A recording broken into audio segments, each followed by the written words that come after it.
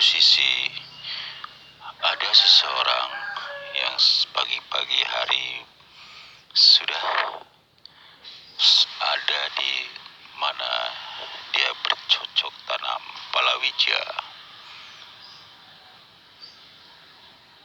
Dikejutkan dengan adanya menemui beberapa ayam hutan, kurang lebih 10 ayam hutan, baik ayam jantan maupun ayam betina. Disitulah seorang petani berusaha untuk menangkapnya dengan jaringan. Kebetulan dia biasa menanam palawija di lingkungan di mana dia tinggal, yang punya tanah di situ. Kebetulan ayam itu ada di situ. Begitu dia memasang jaringan, tertangkaplah 10 ayam tersebut dengan jaringan yang sudah diterapkan di mana dia letakkan. Assalamualaikum warahmatullahi wabarakatuh. Salam jumpa kembali untuk sahabat-sahabat itu berserta para pemirsa. Tak lupa pula untuk awak media, semoga kita tetap selalu dalam lindungan Allah Subhanahu wa Ta'ala. Salam kebersamaan, salam persaudaraan, tetap kita jalin dengan baik. Dengan Ayah Sadam, di sini Ayah Sadam akan mengupas tuntas dengan adanya ayam hutan tertangkap oleh salah satu petani yang kebetulan sedang mau bercocok tanam dengan beberapa jenis palawija. Saat itu seorang petani hadir, kebetulan agak pagi sekali, jam 6 sudah ada di bukit itu di mana dia punya sawah. Dikejutkan adanya 10 ayam hutan, sepasang ayam hutan, katakanlah 5 ayam jantan, 5 ayam betina berkumpul di situ. Keseluruhan adalah ada 10 ekor ayam hutan. Seorang petani yang biasa menangkap ayam hutan tersebut sebelumnya sudah mempersiapkan jaringan untuk menangkap ayam itu. Setelah dia mendapatkan ayam tersebut, masing-masing rame berkokok pada saat ditangkap dalam jaringan. Si petani itu merasa bingung karena tidak punya tempat di mana ayam itu akan dimasukkan ke kandang. Lantas dia mencari tali buat mengikat kakinya agar dia tidak lari dari sarangnya. Begitu setelah mendapatkan tali, didatangilah 10 ayam yang sudah ditangkap dalam jaringan. Begitu muncul di situ, seorang petani merasa dikejutkan dengan adanya 10 ayam yang sudah tertangkap dalam jaringan. Dia kaget, satu ayam jantan berubah menjadi besar.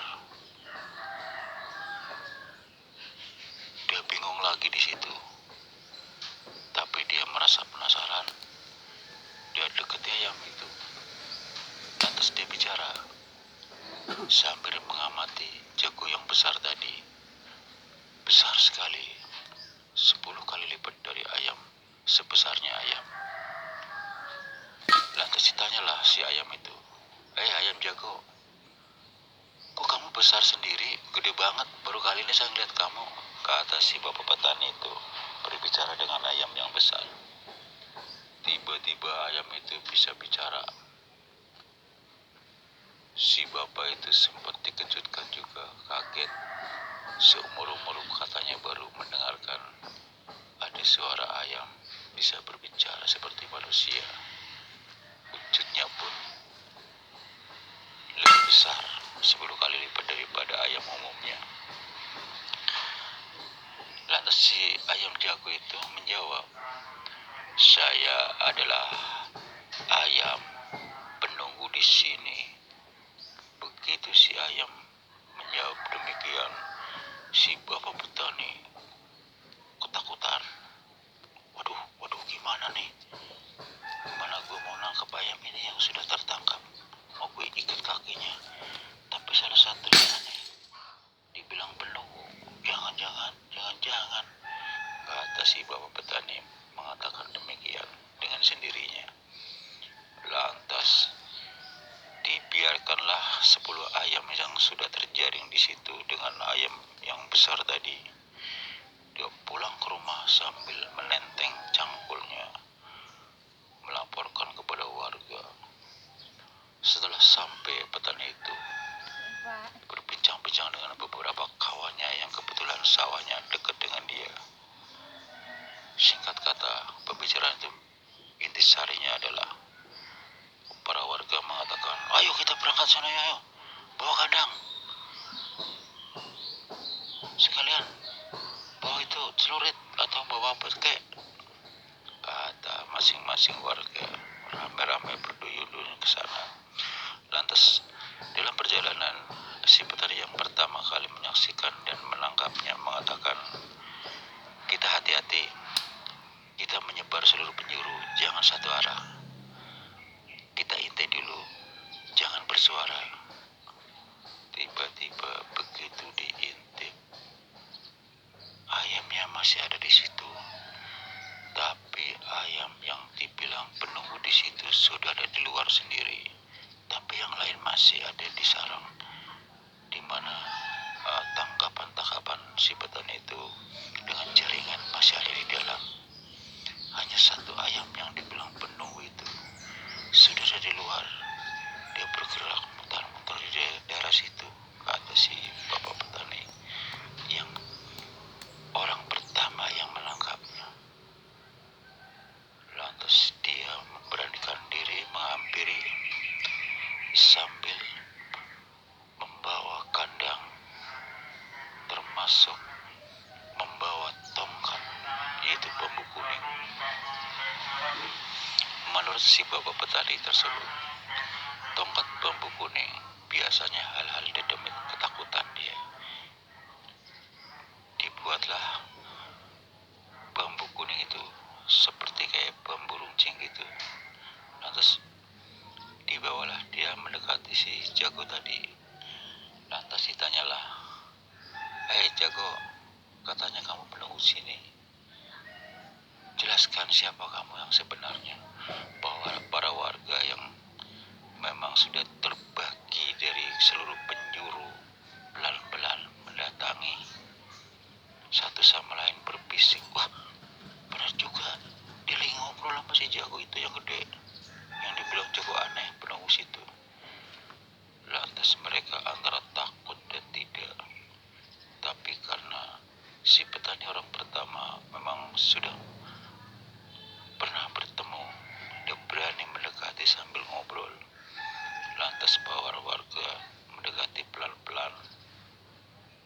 "Sekarang begini," kata si petani orang pertama,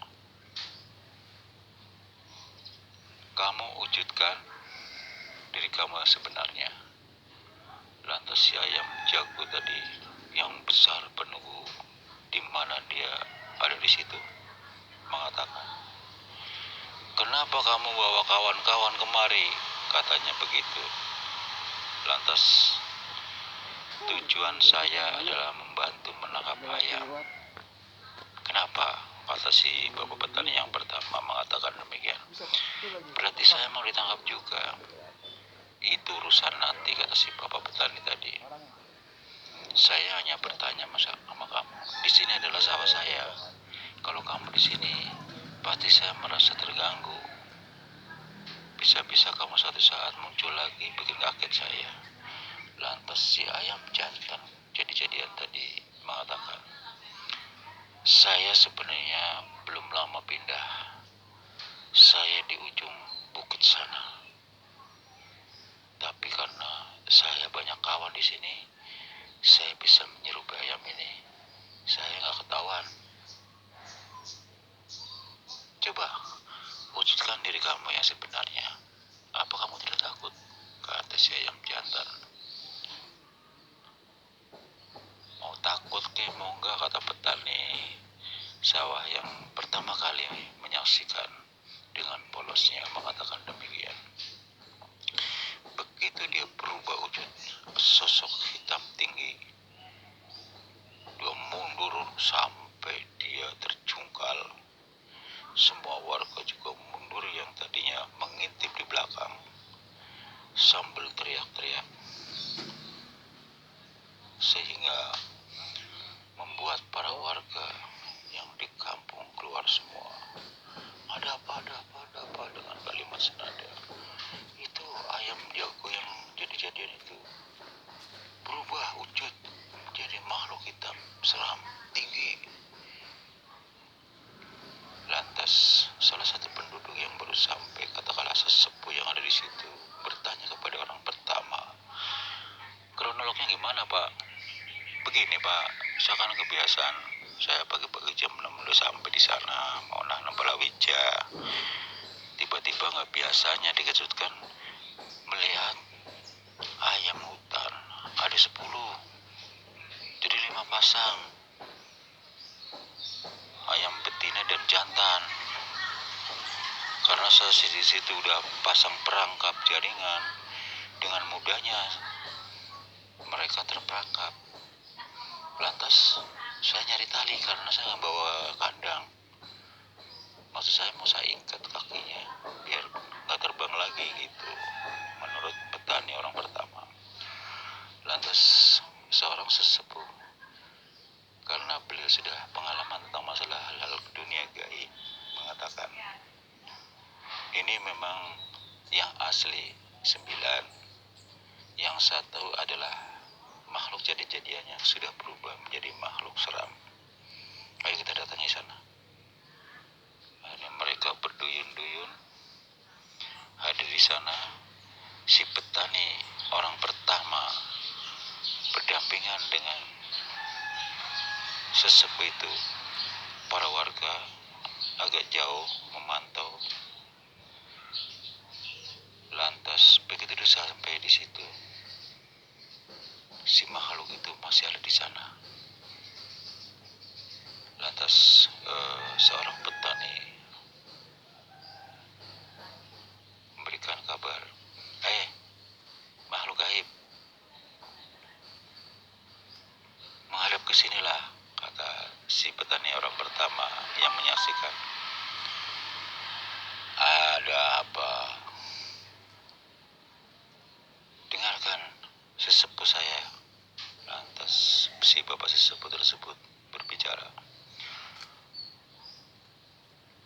Makhluk asing, engkau tidak lepas dari bangsa jin. Saya sudah lama tinggal di daerah sini, tapi saya baru tahu kejadian seperti ini. Anda bisa menyerupai ayam. Aslinya wujudnya kamu seperti ini. Di mana sebelumnya kamu tinggal?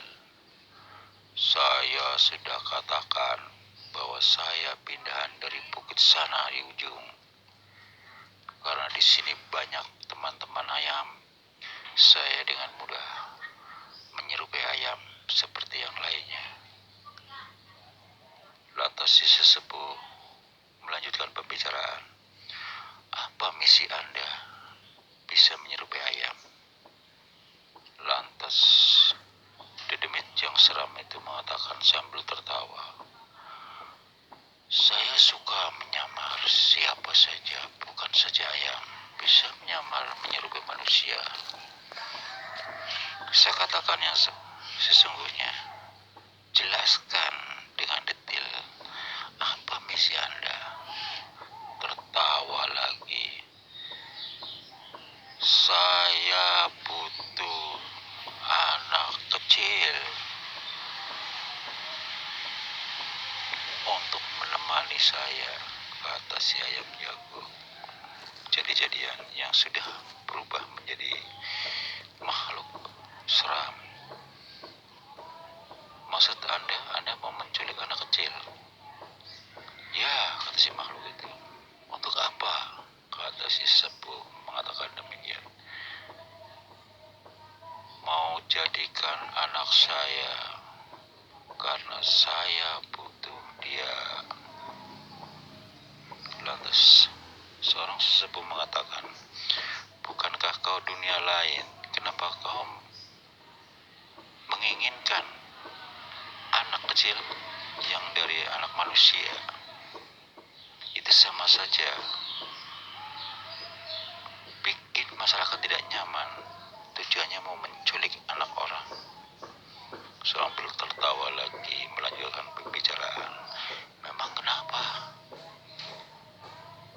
Kalau memang begitu caranya, kata sesepuh, berarti ini ancaman buat kami sebagai manusia. Sekarang juga niat kamu urungkan, kembalilah ke bukit yang pernah kamu singgahi. Jangan tinggal di sini, kata si bapak sesepuh. Lagi-lagi tertawa lagi si makhluk seram tadi yang tadinya jadi jago raksasa. Apa? Saya mau di mana urusan saya? Kenapa kau larang? Kata si makhluk raksasa seram itu mengatakan demikian. Lantas seorang sesepuh mengatakan kembali, kalau kamu tidak mau pindah, saya akan paksa dengan cara saya. Jelas-jelas kamu mau menculik anak manusia untuk dijadikan teman, sementara anak kecil yang masih polos belum ngerti apa-apa. Kamu tidak tahu bagaimana cara mengurus anak, bagaimana caranya dia harus makan. Itu sudah jelas Anda adalah penjahat, makhluk gaib. Tertawa lagi makhluk gaib mengatakan, hei bapak tua, apakah Anda punya nyali, punya kemampuan menghadapi saya? Lantas si bapak sesepuh tadi mengatakan, kalau saya takut, kalau saya nggak berani, tidak mungkin saya berhadapan dengan Anda. Tertawa lagi sambil melanjutkan pembicaraan si makhluk itu.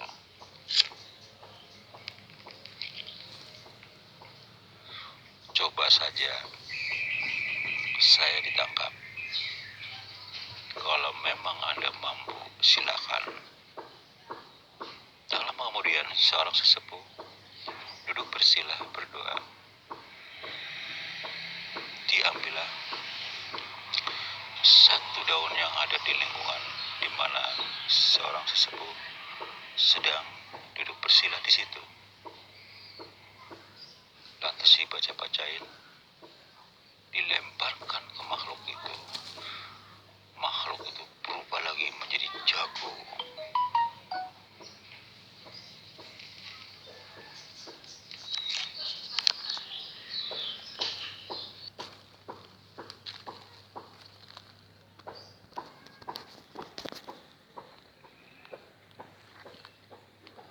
Tak lama kemudian, seorang sesepuh mengatakan,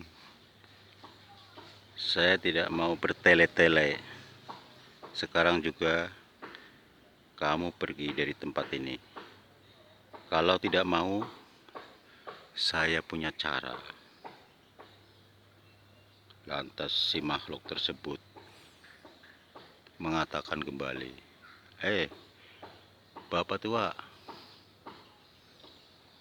apakah kau masih punya nyali? Kalau kau masih punya nyali, hadapi saya, kata si makhluk tadi.